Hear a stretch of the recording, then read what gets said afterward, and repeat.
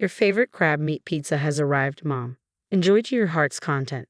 As my daughter-in-law places the plate before me, her kindness seems out of character. I can't help but question this abrupt shift. It strikes me that my eldest child and his wife might be orchestrating some scheme, using food as their tool.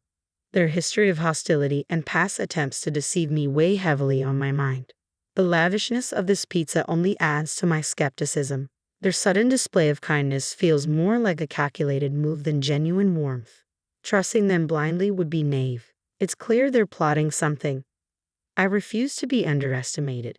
I possess the capability to defend myself and reverse any situation if necessary. My name is Mary, a housewife in her 60s. Since my husband's passing years ago, I've lived alone. Initially, when my eldest child and their spouse proposed I move in with them, I declined.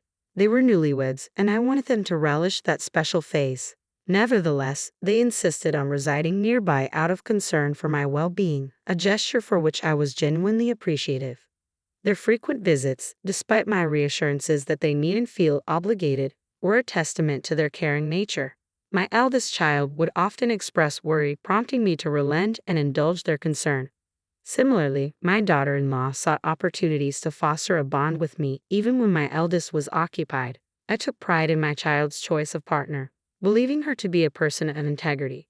However, I was oblivious to their ulterior motives at the time, a realization that now vexes me. Reflecting on those moments, I am irked by my own gullibility.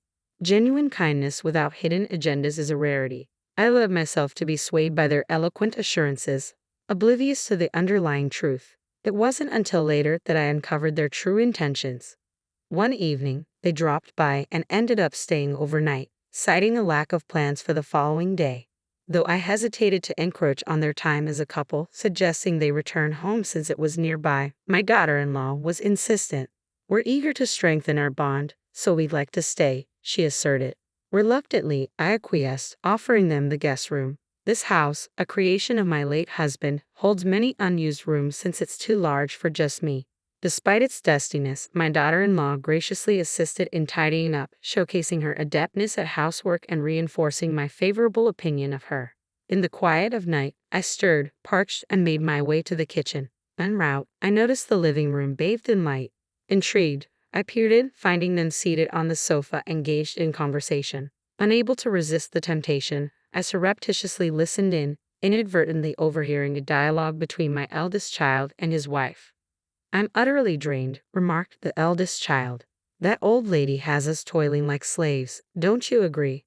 "Just endure a little longer," the wife countered. "Once we secure Mom's inheritance, we're free. If her husband hadn't been a CEO, we wouldn't be in this predicament. It's astounding how easily she's deceived just because we're cordial to her. Mom's always been emotionally fragile. She'll likely bestow the inheritance upon us." I was dumbfounded by what I overheard. If their words held truth, then their kindness was merely a facade to lay claim to my late husband's estate. Had all their previous gestures been insincere? Every word they uttered to me, "We're family bound to support each other," or so I thought. Why this fixation on the inheritance? I couldn't discern any financial troubles on his part, but perhaps he's entangled in dire straits unbeknownst to me. What drives them to such lengths for an inheritance? Is it solely for monetary gain? The behavior of the couple left me pondering, perplexed by their motives. I resolved to confront them about their recent conduct. Through inquiries within the neighborhood and among acquaintances, a startling revelation surfaced. Both of them were deeply entrenched in gambling, having accumulated an overwhelming debt far beyond their means to repay through conventional employment. It dawned on me why they were so desperate for the inheritance. My late husband had bequeathed a substantial portion to our eldest child, albeit less than what I received, yet still a sizable sum. They had recklessly squandered it, plunging into insurmountable debt. Their kindness, it seemed, was merely a guise to secure the inheritance from me. Following this discovery, I grew wary of their intentions. "Do you require any assistance, Mom? We're here to lend a hand," my daughter-in-law inquired, her words ringing hollow in light of the unsettling truth.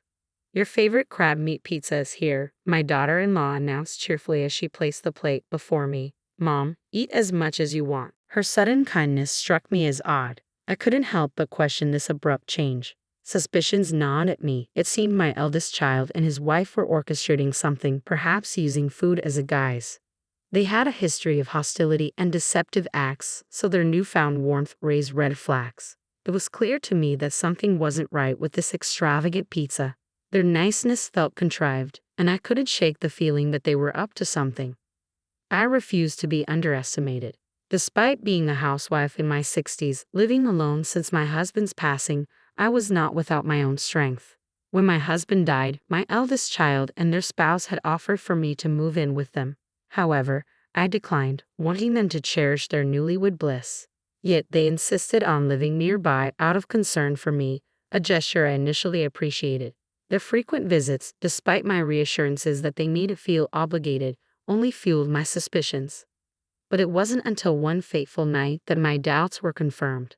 They stayed over, claiming they had no plans for the next day. I suggested they return home since it was close by, but my daughter-in-law insisted they stay to deepen our relationship. Reluctantly, I agreed, offering them the guest room. In the dead of night, I caught them conversing in the living room. What I overheard shattered any remaining trust I had in them. They spoke callously about me, about their plans to secure my late husband's inheritance. They had squandered their own fortune on gambling debts, leaving them desperate for money. Their kindness towards me was a ruse, a means to an end. From that moment on, I kept my guard up. When my daughter-in-law extended hollow offers of help, I politely declined, wary of their true intentions. Their subsequent attempt to confront me about a supposed new love interest only reinforced my skepticism. Their concern was a thinly veiled attempt to maintain control over my finances, and I refused to be manipulated any longer. I could see right through her facade. It was clear she was only concerned about protecting her inheritance.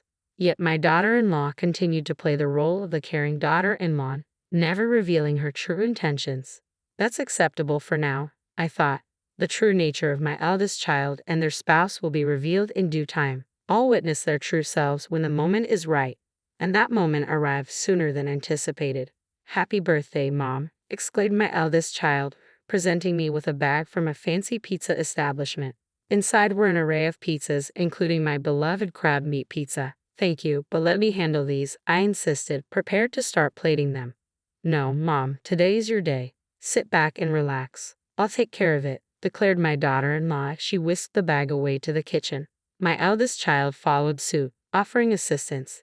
Despite their seemingly genuine efforts to celebrate my birthday, I remained wary. Something was amiss. As I contemplated their motives, they returned with plates in hand. Before me sat a steaming slice of crab meat pizza. "Here's your favorite, Mom. Enjoy," my eldest child affirmed, echoing their spouse's sentiments. To an outsider, it might have seemed like a joyous birthday celebration, but I knew better. There had to be something sinister lurking on that plate. I refused to be fooled. Their excessive kindness raised suspicions that couldn't be ignored. With my husband no longer by my side, I understood the importance of protecting myself. I vowed never to place my trust in them again. They would soon rue the day they attempted to deceive me.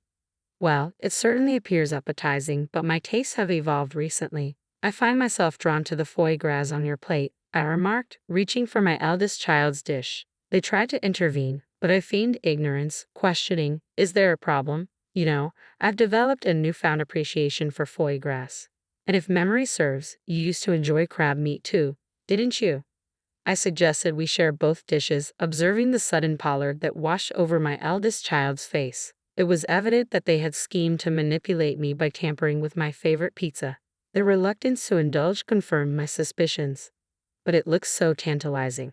Won't you have a taste?" I prodded, watching as their facade crumbled under the weight of their deceit. With resolve, I reached for a slice of the crab meat pizza and offered it to my eldest child.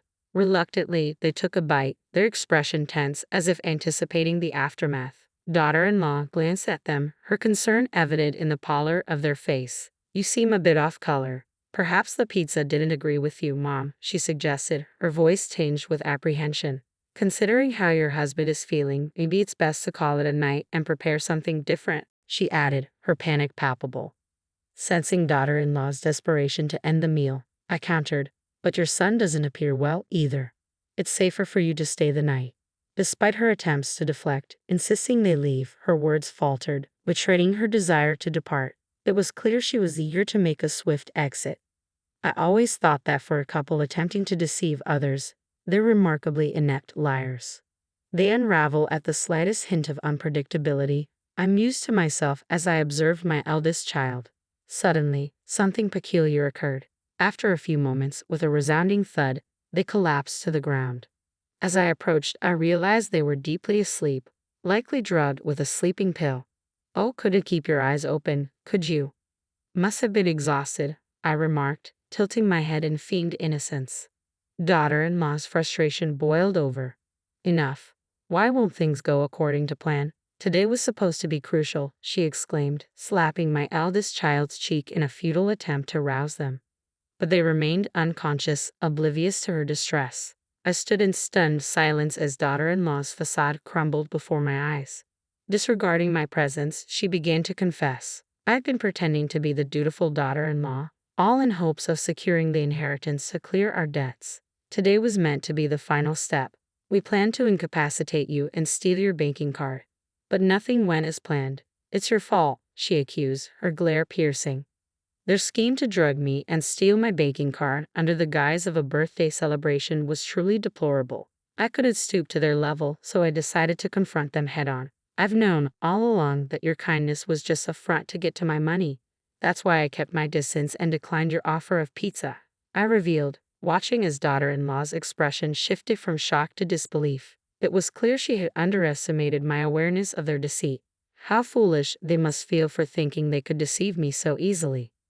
Sorry to burst your bubble, but I'm not as naive as you both seem to think, I continued, a hint of scorn in my voice. Your sudden displays of kindness always struck me as suspicious, and I even overheard your conversation about the inheritance when I stayed over, discussing your plans in the target's own home. That's just plain foolish. Don't label us as fools. We've been doing our best, daughter-in-law retorted defensively. If this is your best effort, then it's no wonder you're drowning in debt, I countered sharply, watching as daughter-in-law's expression shifted with discomfort at the mention of the word debt. And you know about the debt too. How much do you know? It was evident that daughter-in-law hadn't anticipated my knowledge of their financial woes. Her anxiety was palpable at the mention of their debt. I did some digging and discovered the extent of your gambling debts. It was quite a shock to find out. You've managed to accumulate quite a substantial debt, I stated matter-of-factly, noting the growing pallor of daughter-in-law's face. She must have realized there was no escaping the truth. Mom, I'm truly sorry. Please forgive us. We're struggling to make ends meet. Can you lend us some money? We'll repay you, daughter-in-law pleaded earnestly, her once confident demeanor now replaced with desperation. Even in her distress, she continued to seek financial assistance. It was disheartening to realize that, to her, I was merely seen as a convenient source of support. I'm sorry, but I won't be giving you a single cent. I can't trust individuals like you to fulfill your promises, I responded firmly, refusing to yield to her pleas. You need to take responsibility for your actions. Daughter-in-law's demeanor shifted to one of resignation at my words. Though visibly disheartened, she seemed to comprehend my unwavering stance and refrained from asking for money again. Following that confrontation, my interactions with my eldest son and daughter-in-law gradually waned. They ceased visiting, barely maintaining any communication. Surprisingly, when those days arrived, I didn't experience loneliness as I had expected. Instead, I felt a sense of liberation, free from the shackles of deceit.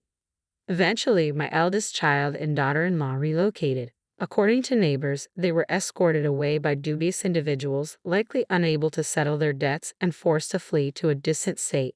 Perhaps they now endure harrowing circumstances, plagued by the consequences of their actions. Yet such matters are no longer my concern. We are estranged, our ties severed.